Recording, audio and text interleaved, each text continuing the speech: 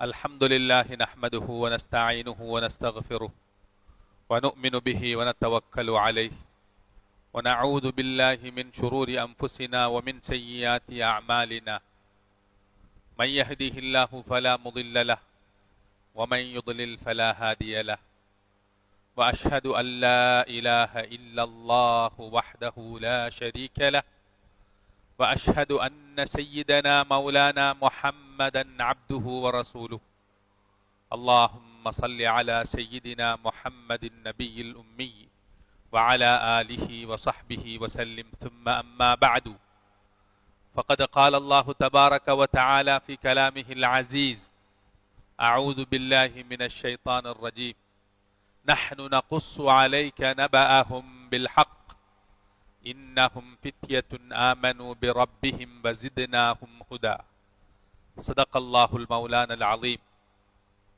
அளவற்ற அருளாளன் நிகரற்ற அன்புடையோன் ஏகநாயன் எல்லாம் வல்ல அல்லாஹ்க்கு சுப்ஹானஹு வ தஆலாவுக்கே சர்வ புகழும் புகழ்ச்சியும் அரசோச்சியும் உண்டாகட்டும்.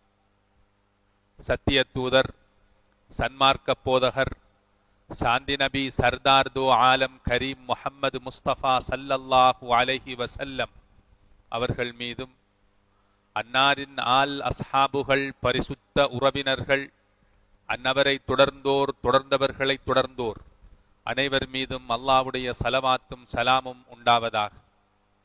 அல்லாஹ் எமக்கு கடமையாக்கி இருக்கின்ற கடமைகளுள் ஒன்றான புனிதமான ஜும்ஆவினுடைய கடமையை நிறைவேற்றுவதற்காக வேண்டி அல்லாஹுவின் மாளிகையில் ஒன்று கூடியிருக்கும் இஸ்லாமிய சகோதரர்களே, அல்லாஹ்க்கு சுப்ஹானஹு வ தஆலா நீங்கள் உங்களது வாழ்க்கையில் எந்தெந்த விடயங்களை எடுத்து நடந்து கொள்ளுங்கள் என எமக்கு கட்டளையிட்டுள்ளானோ அந்த விடயங்களை எங்களால் முடிந்தளவு எடுத்து நடந்து கொள்ளும்படியும், எந்தெந்த விடயங்களையெல்லாம் செய்ய வேண்டாம் தவிர்ந்து கொள்ளுங்கள், விலகிக் கொள்ளுங்கள், விலக்கிக் கொள்ளுங்கள் என எம்மை எச்சரித்துள்ளானோ அந்த விடயங்களை விட்டு முற்றுமுழுதாக ஒதுங்கி தவிர்ந்து நடந்து கொள்ளுமாறு ஆரம்பமாக எனக்கும் அப்பால் உங்களுக்கும் வசியத்தென்னும் நற்கட்டளை பிறப்பித்தவனாக, இஅ்திகாஃபுடைய நியத்தையும் நினைவூட்டியவனாக இன்றைய ஹுத்பா பிரசங்கத்தினை ஆரம்பம் செய்கின்றேன்.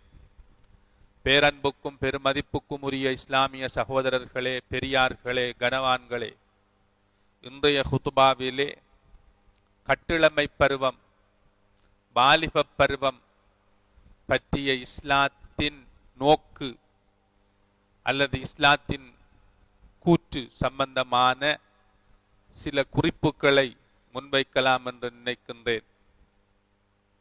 வாலிப பருவம் என்பது, கட்டிளமை என்பது மனித வாழ்வில் ஒரு மகத்தான பருவம். பல வாஸ்தவங்கள் வாய்க்கின்ற ஒரு வசந்த காலம். உச்சிவானில் ஒளிர்கின்ற சூரிய ஒளிர்கதிர் போன்று உடல் பலமும் உளப்பலமும் உச்சளவில் இருக்கின்ற ஒரு உன்னதமான பருவம்தான் கட்டிளமை பருவம். இந்த கட்டிளமை பருவம் முறையாக கையாளப்பட்டு ஆற்றுப்படுத்தப்பட்டு வழிப்படுத்தப்பட வேண்டும் என்பது இஸ்லாத்தின் பலமான கட்டளை. அல்லாஹ் அல் குர்ஆனில் பல இடங்களில் கட்டிளமை பருவத்தினர் சம்பந்தமாகவும், கட்டிளமை பருவம் இந்த உலகத்திலே ஏற்படுத்திய உலகளாவிய புரட்சி சம்பந்தமாகவும் சொல்லுகின்றான். நான் ஏலவே ஆரம்பத்தில் ஓதி காண்பித்த சூரத்துல் கஹ்ஃபுடைய அந்த அத்தியாயத்தில் சில வாலிபர்களை பற்றி சொல்லுகிறான். சூரத்துல் கஹ்ஃப் பேசுகின்ற முக்கியமான கருப்பொருட்களில் ஒன்று, ஓர் அநியாயக்கார அரக்கனை எதிர்த்து வெளியாகிய சில வாலிபர்களின் கதை. அவர்கள் ஒதுங்கிய குகைதான் கஹ்ஃப் என்றால் குகை. அவர்கள் ஒதுங்கிய குகையையே கஹ்ஃப் என்ற பெயரோடு அடைமொழியோடு அந்த அத்தியாயம் அழைக்கப்படுகின்றது. இன்னஹும் ஃபித்யத்துன் ஆமனு பிரப்பிஹிம், அவர்களது ரப்பை மிக பலமாக ஈமான் கொண்ட சில வாலிபர்கள் அவர்கள் என்று சொல்லுகிறான். சகோதரர்களே, வாலிபர்களை மெச்சி நபி இப்ராஹிம் அலைஹிஸ்ஸலாம் அவர்கள் பற்றி சொல்லுகின்ற பொழுது காலு இன்னா சமஅனா ஃபதன் யذ்குருஹும் யுகாலு லஹு இப்ராஹிம், இப்ராஹிம் என்று கூறப்படுகின்ற ஒரு வாலிபர் பற்றி நாங்கள் கேள்விப்பட்டோம். இப்ராஹிம் அலைஹிஸ்ஸலாம் அவர்கள் தனது சிறு வயது தொடக்கம் குறிப்பாக 10 வயதை அடைகின்ற பொழுது, கட்டிளமை பருவத்தை அடைகின்ற பொழுது இந்த ஏகத்துவ கலிமாவை, ஏகத்துவத்தை நிலைநாட்டுவதற்காக அவர் சந்தித்துக் கொண்ட சவால்கள், அவர் தொடுத்த போர்கள், அவர் அதில் சந்தித்துக் கொண்ட வெற்றிகள் பற்றி அல் குர்ஆனில் விலாவாரியாக சொல்லுகிறான். நபி யஹ்யா அலைஹிஸ்ஸலாம் அவர்களை பற்றி சொல்லுகிறான். நபி யூசுப் அலைஹிஸ்ஸலாம் அவர்களை பற்றி சொல்லுகிறான். சகோதரர்களே, அற்புதமான அழகும் வனப்பும் வசீகரமும் கொண்ட நபி யூசுப் அலைஹிஸ்ஸலாம் அவர்கள் தனது கீழ்த்தரமான கீழான ஆசைக்கு அடிபணியாமல் அதற்கு எதிராக போராடி அல்லாவின் பொருத்தத்திற்காக சிறைவாசம் அனுபவிப்பதற்கு கூட நான் தயாராக இருக்கின்றேன் என்ற அவரது அற்புதமான வாழ்வியல் தத்துவங்களை அல்லாஹ் அல் குர்ஆனில் சூரா யூசுஃபில் சொல்லுகிறான்.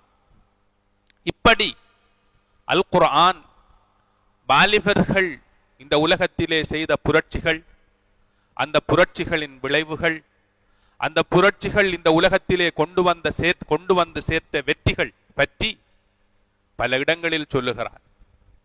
எம் பெருமான் ஸல்லல்லாஹு அலைஹி வஸல்லம் அவர்கள் வாலிபம் என்பது எவ்வளவு முக்கியமான ஓர் பருவம், ஒரு கட்டம் என்பதனை மிகவும் அழகாக சொன்னார்கள். நாளை மறுமை நாளில் ஒரு மனிதனிடம் 4 கேள்விகள் கேட்கப்படும். அந்த கேள்விகளுக்கு அவன் பதிலளிக்காத வரை ஒரு இஞ்சு கூட அவனது பாதம் நகராது. இதில் முதலாவது கேள்வி ஒரு மனிதனது வாழ்நாள் பற்றி கேட்கப்படும் என்று சொன்னார்கள். வாழ்நாள் பற்றி கேட்கப்படும் என்றால் ஒரு மனிதனது வாழ்நாளிலே அவன் சந்தித்துக் கொண்ட எல்லா பருவகாலங்கள், எல்லா கட்டங்கள் பற்றியும் கேட்கப்படும். அதற்குள் பிள்ளை பருவம், வாலிப பருவம், வயோதிப பருவம் என எல்லா பருவங்களும் அடங்குகின்றன. இரண்டாவது கேள்வி என்ன தெரியுமா? ஒரு மனிதனது வாலிபம் பற்றி கேட்கப்படும்.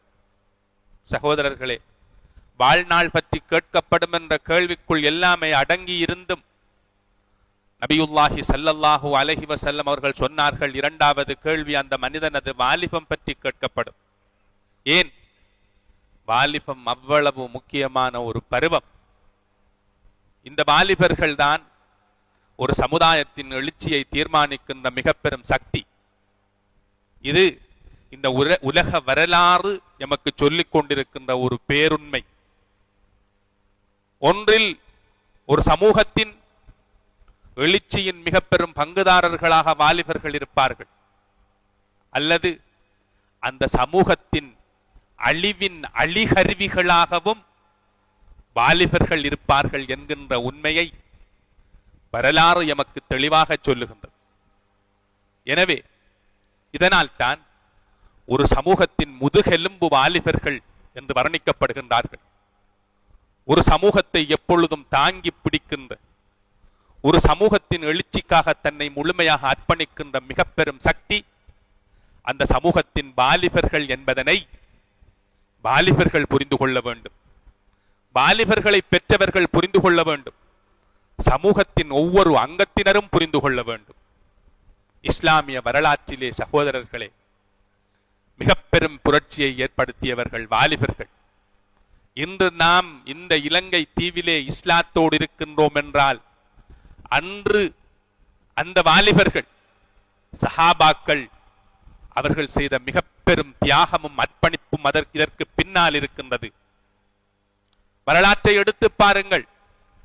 முதலாக இஸ்லாத்தின் தூது நபியுல்லாஹி ஸல்லல்லாஹு அலைஹி வஸல்லம் அவர்களுக்கு கிடைக்க பெற்றதும், இஸ்லாத்தை மக்காவில் பகிரங்கமாக சொல்ல முடியாத, தாவா பிரச்சாரத்தை முன்கொண்டு செல்ல முடியாத நிலை ஏற்பட்டது.